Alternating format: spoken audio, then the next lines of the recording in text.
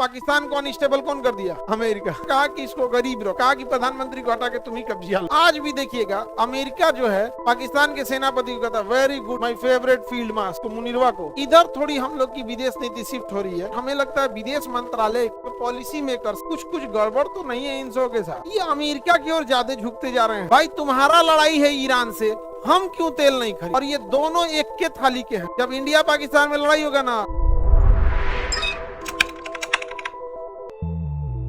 1960 का जब दशक था ना 60 या 61-60 इंडोनेशिया के प्रधानमंत्री थे राष्ट्रपति अहमद सुकर्नो। क्या नाम था? अहमद सुकर्नो। और भारत के प्रधानमंत्री जवाहरलाल नेहरू। मिस्र के प्रधानमंत्री कर्नल नासिर और यूगोस्लाविया के प्रधानमंत्री मार्शल टीटो। 1960 में आप लोग छोटे होंगे, नहीं थे आप लोग? तो 1960 में एक बैठक होती है कूटनिरपेक्ष। कौन सा?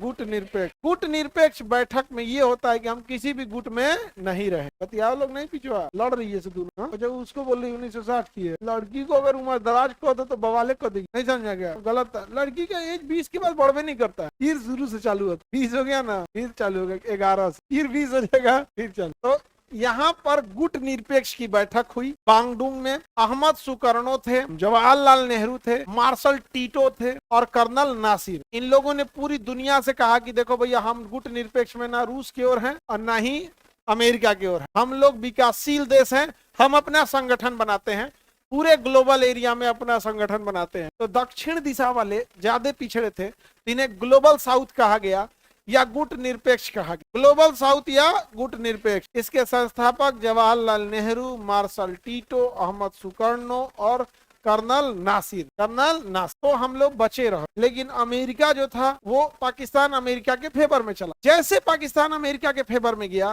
तो अमेरिका ने देखा कि इस देश को कमजोर रख, क्योंकि गुलामी हमेशा गरीब इंसान कर, याद रख, पिछड़ा और गरीब ही गुलामी कर सकता है।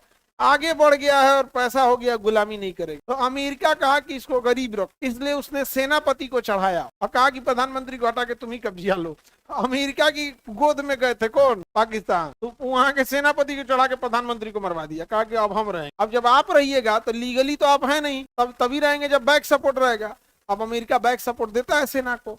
आज भी देखिएगा अमेरिका जो है पाकिस्तान के सेनापति को कहता very good my favourite field marshal. नहीं समझे? इसको मुनीरवा को, आसिफ मुनीर, समझे कि नहीं? आसिफ मुनीर। तो पाकिस्तान को अनस्टेबल कौन कर दिया? अमेरिका।